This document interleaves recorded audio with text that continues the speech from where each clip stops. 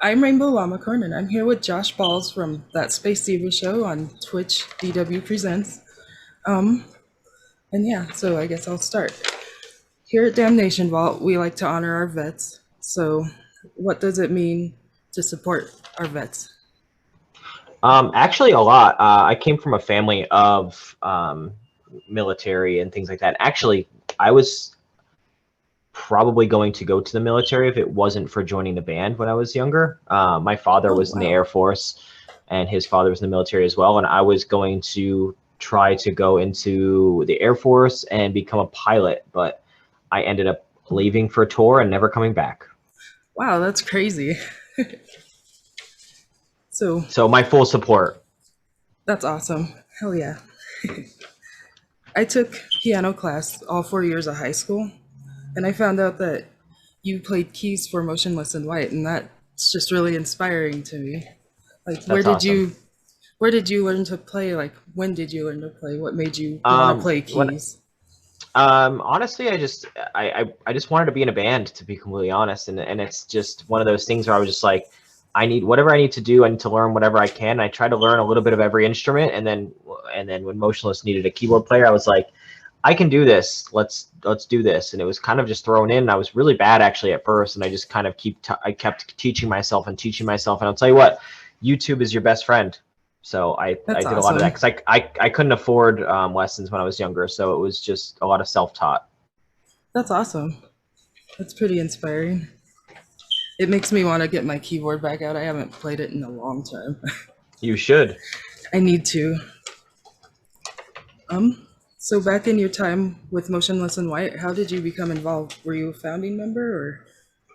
I wasn't a founding member. I was one of the. I would say I coined myself as one of the original members because that's when stuff started to happen for the band when I was Yeah. in the band. So it's one of those situations where it kind of just fell in my lap. I was friends with at the time TJ Bell, who's in Escape the Fate now. I was hanging out with him a lot, and he said, come to this. He was in Emotional Sway at the time. He said, come to band practice. We'll hang out, and I ended up. It was all from there. It stemmed, and here we are. That's awesome. So I know that you've mentioned that you would return to the band on your own terms. Do you mind sharing that? What like what Repeat that that. Say is? that again. Like I know you've mentioned that if given the chance on your own terms, you would join Motionless in White again. What are those To be terms? honest, I don't know what those terms are. To be Okay. honest, I never really thought into it because it was never like brought to fruition. I don't think they're ever going to have a keyboard player again, Yeah. so I don't think that's even a thing. I mean, maybe someday they'll ask me to come back for a tour or whatever, which I would. Yeah, I'm sure if I had the time and if the situation was right, I'm sure I would say yes if it was Yeah. viable, but it's not on the top of my priority list for sure. Yeah. So now you got Strange Kids, right? Yeah, that is my music project Yeah. now, which is fun. I get to do whatever I want, whenever I Right. want, however I want, which is the best thing in existence. So if I want to put out a rock song, I put out a rock song. If I want to put out a pop song or whatever song, Right. it's I can do what I want with no worries. Right, exactly. Do you ever plan to make a full album? Yeah, time is my enemy. Yeah, makes So sense. whenever that happens, it will happen eventually because I would love to put out a full album, but right now it's just not in the time constraints of life. Yeah. Do you ever think about touring as Strange Kids as well? Fuck touring. Okay. It's the worst. I would play shows again, but I don't know if I would Yeah. tour again. I mean, I would definitely like do like, hey, there's a couple shows you can jump on. Sure, cool. But as like full time touring again, no way. That's one of the reasons Yeah. why I left Motionless to begin with. Makes sense. Seems stressful.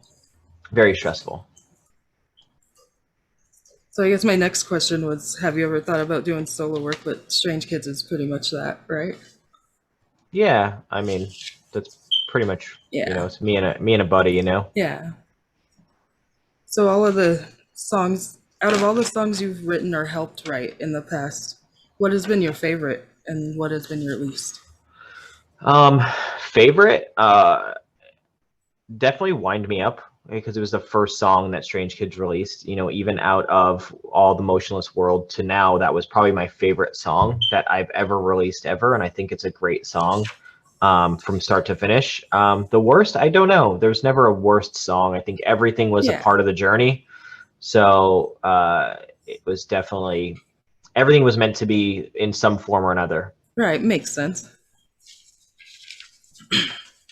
Do you ever look back on any songs and cringe at all? Yes, the whole What? first the whole first album, the horror. I mean, it had some good stuff on it, but it was so we were very unprofessional and we did it very fast and we didn't know what we were doing and it was a mess for sure. Yeah. Um, I like your shirt, by the way. Thank you. So, over the years, what has been your favorite show to play? What venue was it at, and who else played? Um, that's a good question. What was my favorite show? I'm not sure. There's been so many good ones where it's just like, oh, you know what? It was actually, I remember the day because like we started getting a little bit bigger and people started remember who started to know who we were. We were actually in Texas somewhere. I think we were at Warehouse Live, if I can remember it. I think we were on a show, a little festival show with like a bunch of random bands. I forget who was on it. I think Under Oath, maybe. It was something along those lines. I forget. Maybe Memphis May Fire and Attila, like that. It was that world. But I remember, you know, playing Immaculate Misconception and the entire place singing along, and it was so crazy to see because we weren't used to that yet. Right. So it was a very defining moment in our career. I don't know if that's correct, if that was a show, but I do remember that happening somewhere, and I think it was in Texas. That's awesome. I really like that Space Zero show. It's amazing, super inspiring to me. I like your zebra behind you. Thank you. What's been your favorite part of the show so far? Being able to just connect with my friends. I mean, it's like touring again. You get to see those people over again, and you know that was the greatest thing about touring is getting to see, you know, people that you wouldn't see regularly because they were on a different side of the country. You get to, Right. you know, cross mingle and see each other. So the Space Zebra show really brought, you know, that world together for me, which is really nice, and just being able to give people what I never had the chance to have, which is Right. insane, giving them a platform that is never existed for smaller bands. So I'm very proud of that, and I think it's an amazing thing. Right. I love what you guys do. How did you end up meeting Bobby and Wes and Jake? I met Bobby probably 10 plus years ago on tour. I think he was on Oh, tour wow. with Bless the Fall, maybe. He was touring with them, I remember we just instantly became really good friends, and we've kept in contact for years and years and years and years. We've done so much stuff together, me and Bobby, and then he brought the Space Zebra podcast to me, and he said he wanted me to be a guest with him and Wes, and I was like, well, I don't know Wes. We've played shows together, but I love Wes. He's like one of my biggest influences. As you can tell, I had big black contacts, and you Right. know what I mean, like very influenced by Wes. So I was like, yes. I was like, there's no question about it. I am 100% involved. I want to be involved because this is the coolest thing I've ever heard, and Wes Borland is there. So yes. Right. And then Jake was a package deal. He came with Bobby, so it was along those lines. So it some kind of thing made it happen, and again, here we are. Right. That's awesome. How did it feel when DWPresents wanted to partner with you guys? It's crazy. They're such a huge company. I've worked with them before when I was in Motionless, and they always took care of us. So when that came into fruition, I was like, you know, I respect that company, and I know they'll do what they need to do. And what's cooler than, you know, being able to do cool shit with your best friends and get paid for it, you know, like get a Right. couple bucks and, you know, and then be able to give this platform to people, and who has a bigger platform than DWP? You know what I mean? Right, They own yeah. every single major festival in the US, so it made sense. You know, if it was like Smart Water wants to buy your channel, we'd be like, no, fuck you, you know? Right, So yeah. no, but it's great to be able to, you know, Bobby is one of my best friends in the world. He's always helped me out, and he's always looking out for me. And it's one of those things where it's like to be able to do stuff like that with your friends and make enjoy it, you know, and be able to supply positivity to these people is so important, and I love it. Right. That is pretty awesome. I'm so glad they decided to partner with you guys. Me too. So I know you're an entrepreneur. How many businesses do you currently own, and are there any that nobody knows about? I don't even know at this point. Let me see. The Strange and Unusual, which is my baby. Steamy Hollows, which no one knows, but this weekend I'm rebranding it and renaming it to Strange Brew. No one knows that yet, Oh, that's except for you awesome. right now. I have Batty Fang, which is a salon. I have Noir, which is the bar restaurant. I have Horror Hub, which is a horror marketplace. I'm coming out with a thing called Screamio, which is an interactive website where you can get personalized videos from your favorite horror icons. I have a root beer company called Parlor, which is also amazing. It's the best root beer in existence. And I'm working on a few other things. Amber, what else do I have? Is that it? Yeah. Space Zebra show. I mean, Strange Kids, obviously. So at this point in my career, I just forget, and Yeah, who knows? I have my that's hands in so many crazy. different things because I enjoy being busy. Makes sense. It's awesome. Um, so tell me a little bit about Strange and Unusual, and how did the pandemic impact your physical stores? Strange and Unusual is like a brainchild of mine, is because I used to go on tour and collect all this weird shit because I didn't drink, I didn't smoke, I didn't party. So I would go walk around these towns and go to these unique stores and these like antique stores and weird head shops or whatever. And, you know, I would just like collect little things and little things and little things. And then throughout the years, I started piling these things up, and I was like, you know, what do I do with all this stuff? And, you know, our area isn't like the craziest area. It needs love and it needs life. So I was like, you know what? I want to open a store here. And everyone told me I was crazy, and I did it anyway, and it's become one of the best decisions I ever made in my life. And you know, the pandemic really it made me have to close. I had a Philly location, I had to close because of the pandemic. And it was really stressful, but I think we came out stronger than ever. You know, people are supporting local more than ever, and I think it was a blessing in disguise, but obviously it was a terrible thing, and I would never Right. wish for it to happen again. But I think people realized how important small business is to their community. So for that, I think I'm very fortunate. Right.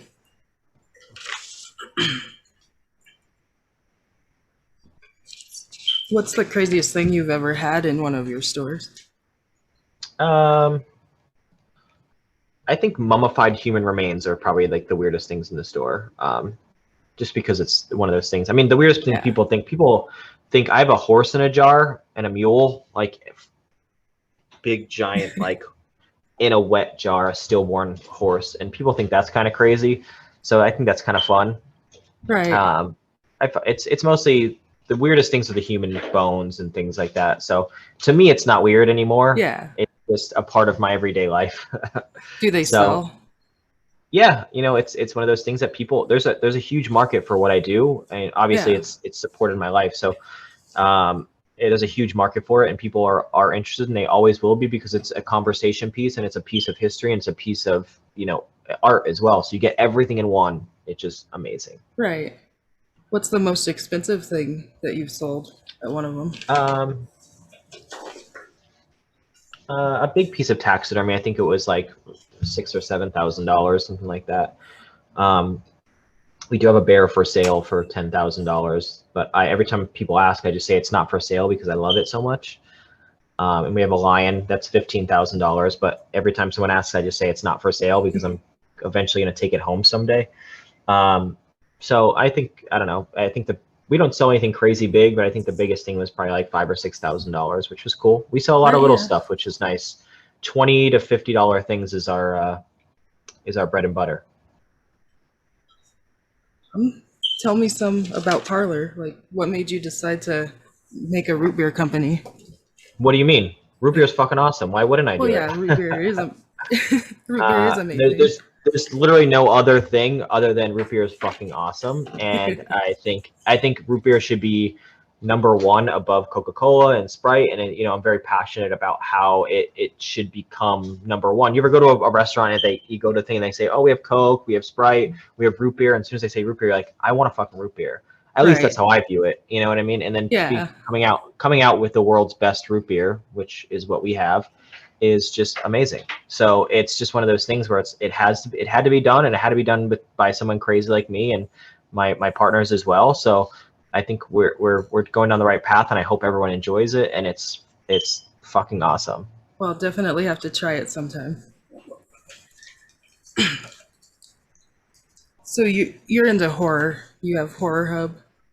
How did that get started?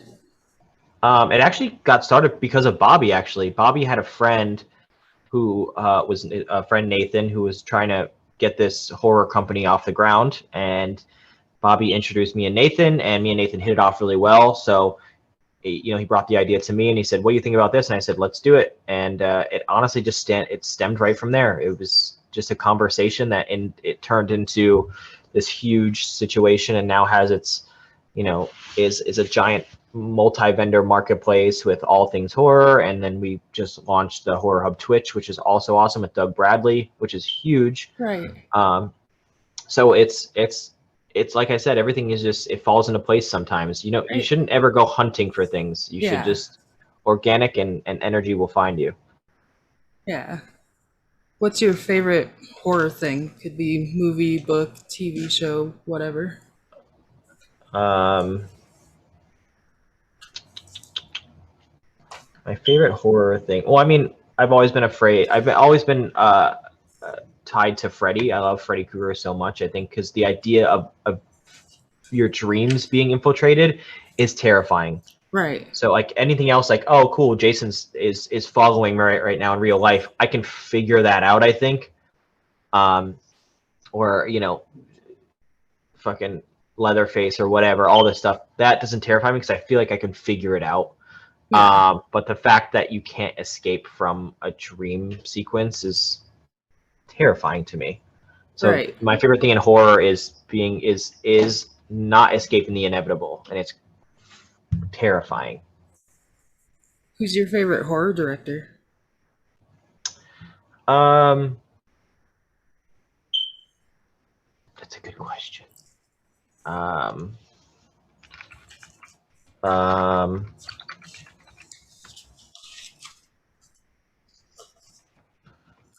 mean, I don't know, because I feel like I want to say Wes Craven, but who's the guy who did I gotta look it up now.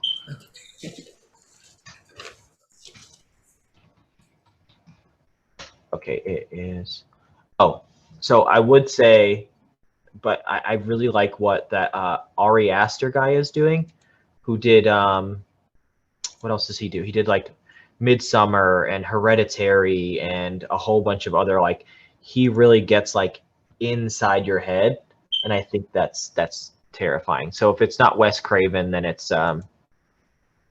for sure that Ari Aster dude, as a modern director, for sure. Okay. So did I hear right that you don't really drink or smoke or anything? Never in my life. Like, you're straight. 31 years. Straight edge then, huh? Very that straight edge. That fascinates me. Like, what made you decide to never try anything? I just grew up in a house of my whole family. My whole situation was always a mess. So I looked at that and I said, do I want to be like that, or do I want to go my own route? And I went up my own route. I had friends that were very supportive, and 31 years without alcohol, cigarettes, drugs is quite the feat. And I've gone this long, so. Well, yeah, that's crazy. That's like how I am with cigarettes. My parents both chain smoked, and it bothered me. Yeah, drugs are terrifying. I've watched people die in front of me of an overdose, and crazy shit that you wouldn't want a Right. child to see. Right. So, Yeah.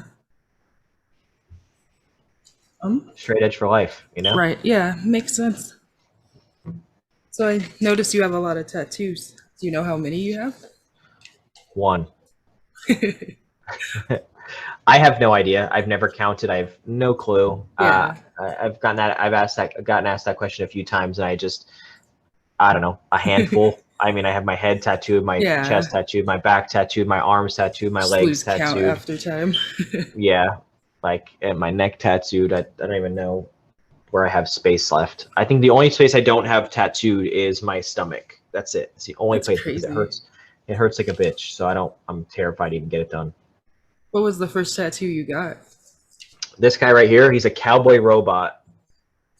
It's That's stupid. awesome. I was 16 years old. That's crazy. What's your most recent one? What is my most recent tattoo? Oh, I got a tattoo of an egg on my leg. It just Nice. says egg. That's it. Because I like breakfast. So a lot of people struggle with mental issues. I know I deal with anxiety and depression, and music is like my only escape most times, especially when I listen to Limbiskit because they're my favorite band. What are some things that help you whenever you're feeling down or stressed? It's tough. I like to work. I like to throw myself into a project. That's what helps with my depression and Yeah. my anxiety. And honestly, my animals, like, that's the biggest one for me is, I would love to say music, but it's probably my animals. If they like de-stress me, they take, they love you for everything you are, no Right. matter what the scenario is, they're always there for you. So I have such a connection with my animals that it's disgusting. I have separation anxiety, and a lot of things, and so they are my like rock, which is really strange. A lot of people seem really close with their pets, though. Yeah. So what advice would you give to someone who's having a hard time, like finding the confidence to try to push for their dreams? That's a really tough question because with anxiety becomes depression, depression becomes anxiety, and Right. you kind of put yourself in that hole. And the thing is, it's very cliche, but you really have to manifest positivity, and you put yourself and you make yourself this queen or king, and it makes you, it'll bring you out of that funk if you just put your head up and you burrow through some things, and you work on yourself first and then go to those next things. But it's once you start going negative, you stay negative, and that's just how Right. your life goes. So it's really tough sometimes when you're having a bad day to be Yeah. positive, but you need to find those things like music or your animals or a project you're working on, and just put yourself into it and love it and be passionate. Passion is what's going to make you happy. Everything I Yeah. do is, as you can tell, everything I do correlates with each other. Whether it's Right. strange, the coffee shop is darker, the noir is darker, like even the root beer has like tattoos on it and stuff Right. like that. So all the stuff I do, I'm very passionate about. So it's all about being passionate and pushing ahead, and loving yourself and the things you do. Yeah. I've definitely learned that over the years. I've always struggled with that, but I'm a lot better. So you like Limp Bizkit, right? Of course, who doesn't? Right. How did you like? What made you lead you to them? What led you to listening to them? I think it was I honestly think it was MTV. Watching Wes be on that stage with black eyes and all painted. Like, I was a weirdo and he was a weirdo, and it was like an instant connection. It wasn't anybody else in the band. It was Wes. Like, Wes drew me to Limbiskit, and I'm forever grateful for everything he's done to me, because he doesn't understand how big of an inspiration he's been to my Yeah. entire life. So, and I try not to be like mushy around him. I tell him, so I try to be like, yes, cool, like, you're great, like.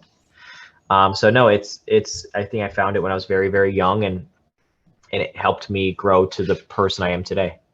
That's awesome. Do you have a favorite song by them? I'm gonna say this, but their new stuff is the best. I can't wait. Don't repeat That's that. awesome. Okay. But you can repeat that. Okay. So yeah, did you ever think you'd be working with one of them like you are now with Wes? Never, ever. And it's crazy to even think that it's still a thing. Right, yeah, it is crazy. I think the one day when Wes said that I was his friend, I was like choked up a little bit. I imagine. Like, oh. That's awesome. I was like, we're friends? And he's like, yes. And I was like, oh, that's nice. Well, that's all the questions I have. But I'm starting to do a thing where when I interview someone, I make them a painting. So I made this. Oh, I love that. That's amazing. How long did that take you to do? Several hours. Like I've worked on it the last week or two. Incredible. Beware of snakes. So what does it mean? Tell me about it. I just thought it was something you'd like because it's strange and kind of unusual. It's strange and unusual. And I like it. Like it makes it look like the snakes killed whoever. Yeah, I love it. And I guess seeing the crystal balls on your shop is what made me want to. I do love crystal balls. Can't really see the effect, but it's like I see the glitter in it. Yeah, yeah. But yeah. It's very awesome. I would love to send that to you. Please do. Okay.